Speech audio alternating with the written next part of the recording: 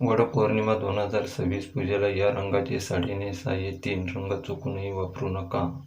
वटपौर्णिमेचा पवित्र सण जो की सुवासिन महिलांसाठी अतिशय खास आणि महत्त्वाचा असतो. तर यंदा 2026 मध्ये वटपौर्णिमा ही 29 जून म्हणजे सोमवार या दिवशी येत आहे. अखंड सौभाग्याची प्राप्ती व्हावी यासाठी वटपौर्णिमेचे व्रत केलेले जातात. या सणाला आपल्या हिंदू धर्मात अत्यंत महत्त्व मानले जाते आणि ज्येष्ठ पौर्णिमेला दरवर्षी वटपौर्णिमा ही साजरी केली जाते. वटपौर्णिमा हा आपल्या सगळ्या स्त्रियांच्या, सगळ्या महिलांचा अतिशय आवडता सण असतो. कारण या दिवशी आपण अगदी नटून-थटून वडाच्या झाडाची पूजा करत असतो.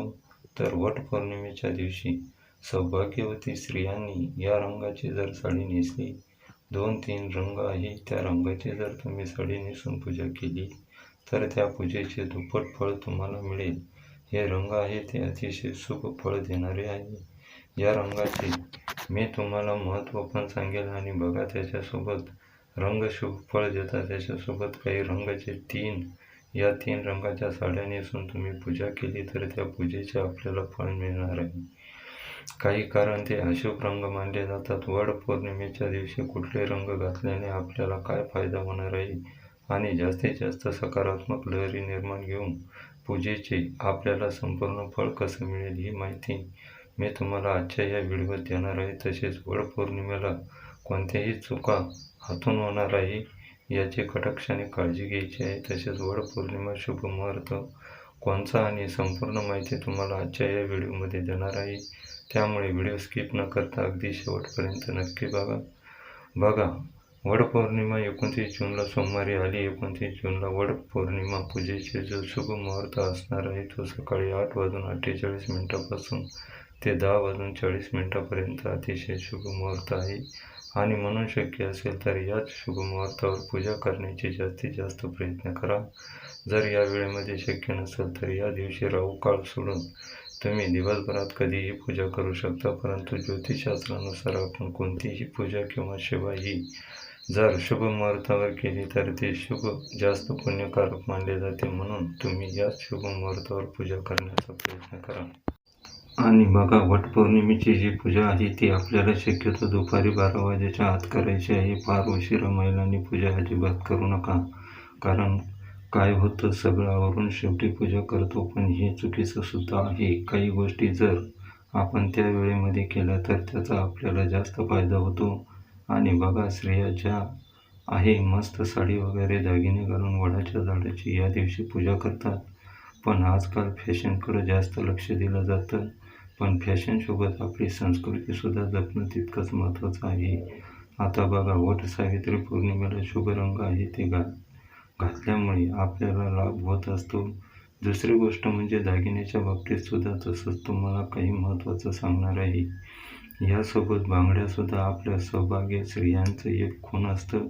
तर ते या बाबतीत आपल्याला काही नियम पाळले गेले पाहिजे. आता हे जे रंग आहे या घातल्यामुळे सकारात्मक लहरी जास्त प्रमाणामध्ये निर्माण होतात आणि पूजेचे फळ आपल्याला मिळत असते. तर आता कोणते रंग घातल्यामुळे आपल्याला काय त्याचा लाभ होतो हे मी तुम्हाला सांगत आहे. एक सगळ्यात पहिला आणि महत्त्वाचा रंग म्हणजे हिरवा रंग. देवीला आपण ओटी भरतो आणि हिरव्या रंगाची साडी अर्पण करतो. हिरव्या रंगाचा चुडा, बांगड्या ज्या आहे त्या तर आपण अर्पण करतच असतो. वटपौर्णिमेच्या दिवशी जर महिलांनी हिरव्या रंगाची साडी नेसली तर सर्वोत्तम तो रंग जो आहे तो सगळ्यात उत्तम मानला जातो. हिरवा रंग हा सौभाग्याचं प्रतीक आहे. हिरवा रंग आपल्याला सुख समृद्धी प्रदान करत असतो.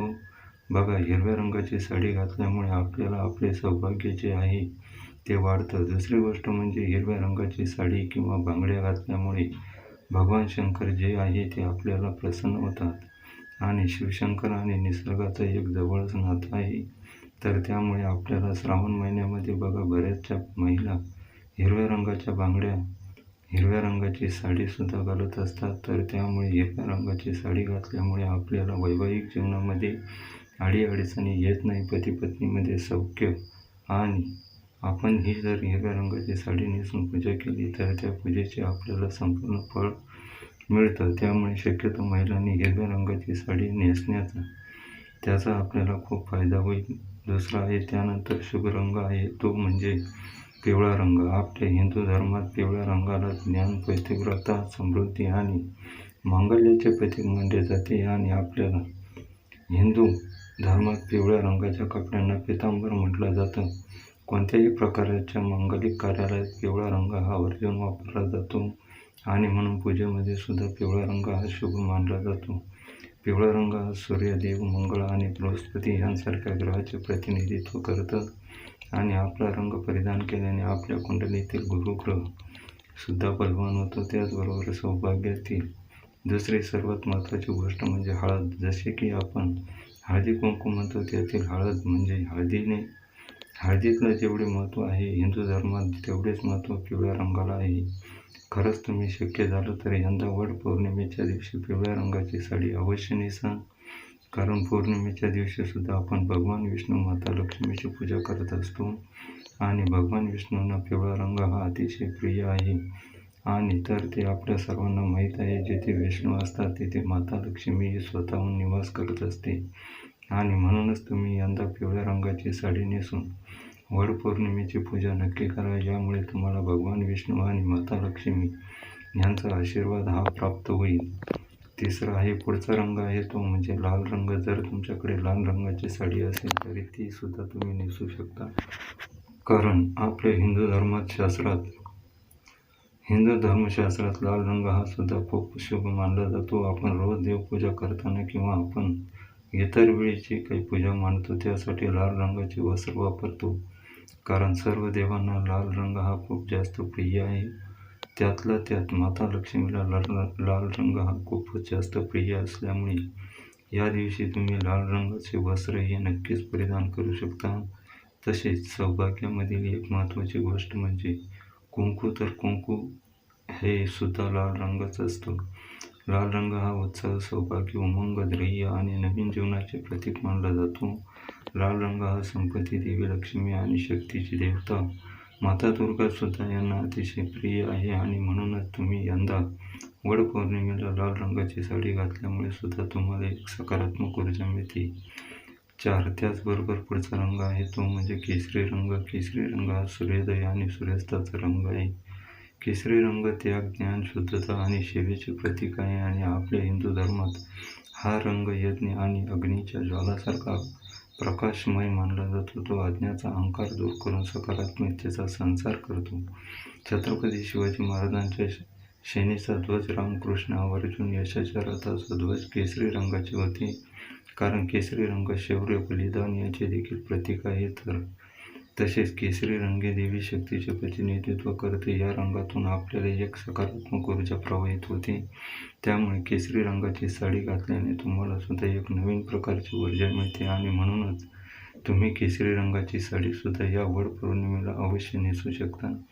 यानंतर पुढचा रंग आहे बघा गुलाबी रंग.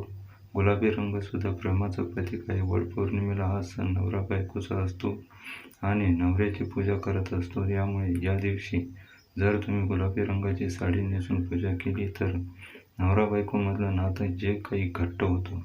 याशिवाय बघा जांभळा रंग, त्यानंतर लाल रंग, पिवळा रंग, केशरी, गुलाबी, चिंतामणी आणि त्यानंतर पोपटी, चॉकलेटी हे रंगसुद्धा तुम्ही रंगाचे ड्रेस घालू शकता, साडी नेसू शकता. पण शक्यतो वटपौर्णिमेला महिलांनी साडी नेसण्याचा जास्तीत जास्त प्रयत्न करा.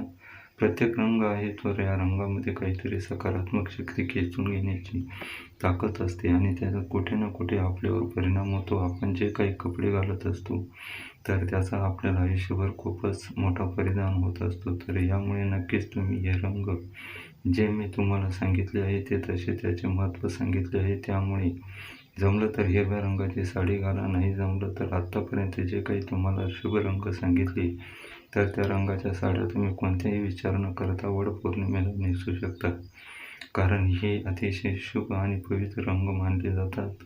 आता कोणत्या रंगाच्या साड्या आहेत ज्या नेसू नये? सुवासिनी स्त्रियांनी माहितीच असेल, पूजेच्या दिवशी, शुभ दिवशी, सणासुदीच्या दिवशी आपण शक्यतो काळा, पांढरा आणि यासोबत अगदी डार्क निळा रंग आहे हे 3 रंग शक्यतो तुम्हाला टाळायचे आहे. बघा पूजेमध्ये काळा आणि शक्यतो पांढरा रंग आपण कधीच वापरत नाही, पण बघा, हा जो वटपौर्णिमेचा सण आहे, या दिवशी तुम्हाला या रंगाची साडी अजिबात घालायची नाही.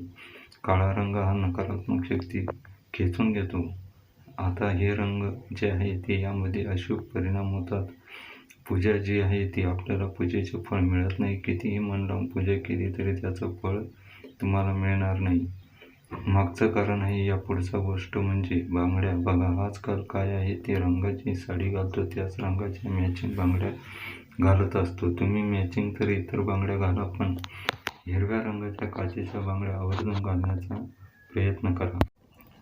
वटपौर्णिमेच्या दिवशी तुम्हाला हिरव्या रंगाच्या काचेच्या किमान 6 तरी बांगड्या तुम्ही घातल्या पाहिजे. सोन्याच्या घाला, इतर घाला, पण त्यासोबत तुम्हाला हिरव्या काचेच्या जी बांगडी आहे ती घातलीच पाहिजे. कारण हिरव्या रंगाच्या बांगड्या ही अखंड सौभाग्याचे प्रतीक आहे. शक्यतो या दिवशी प्लास्टिकच्या किंवा मेटलच्या बांगड्या घालू नका. हिंदू धर्मामध्ये काचेच्या हिरव्या बांगड्यांना खूप जास्त महत्त्व आहे. कारण हिरवा रंग हा शुभ आणि सौभाग्याचे प्रतीक मानला जातो. त्यामुळे हिरवा रंग घातल्यामुळे त्याच्या सौभाग्यामध्ये वाढ होते, पतीच्या प्रगतीची वाढ होते. त्यामुळे शक्यतो काचेच्या बांगड्या तुम्ही घालण्याचा जास्तीत जास्त प्रयत्न करा. यानंतर टिकलीसुद्धा बघा, या दिवशी पांढऱ्या रंगाची टिकली लावू नका. तसेच महिलांनो, या दिवशी अजिबात काही चुका आपल्या हातून होऊ देऊ नका. काही चुकांमध्ये तुम्ही नक्कीच पालन करा आणि काही गोष्टींमध्ये कटाक्षाने टाळा. तसेच या दिवशी तुम्ही व्रत करणार आहे त्यामुळे वाईट बोलू नका, कोणाचाही अपमान करू नका, खोटं बोलू नका. कारण हे जे व्रत आहे ना, हे खूप जास्त पवित्र व्रत मानलं जातं. सर्व व्रतांमध्ये हे व्रत खूप शुभ असतं. त्यामुळे तुम्हाला हा जो नियम आहे तर तो आवर्जून पाळायचा आहे. तसेच बघा, तुमच्या घरामध्ये सुतक असेल तरीही तुम्ही हा व्रत करायचा आहे. फक्त तुम्हाला पूजा करता येणार नाही. तुम्ही दिवसभर व्रत करू शकता आणि जर स्त्रियांना या दिवशी मानसिक धर्म असेल तरी सुद्धा तुम्हाला पूजा करता येणार आहे. तुम्ही फक्त व्रत करायचं आहे. महिलांनी या वटपौर्णिमेच्या दिवशी नवीनच साडी नेसायची आहे किंवा आपल्या लग्नातील जो शालू असतो तो तुम्ही नेसला तरी चालेल. हातात हिरवा चुडा घालायचा आहे, कपाळावरती टिकली लावायची आहेत, आपल्या भांगेमध्ये कुंकू लावायचं आहे, मंगळसूत्र, त्याचबरोबर पायात जोडवे, पैंजण असा साज शृंगार करून तुम्हाला ही पूजा करायची आहे. अशी धार्मिक मान्यता आहे. तर बघा, ही महत्त्वपूर्ण माहिती कशी वाटली? आवडली असेल तर मला नक्की लाईक करा. चॅनलवर नवीन असाल तर चॅनलला सबस्क्राईब करा आणि हा व्हिडिओ जास्तीत जास्त शेअर करा. शेवटपर्यंत पाहिल्याबद्दल अगदी तुमचे सगळ्यांचे मनापासून खूप खूप धन्यवाद.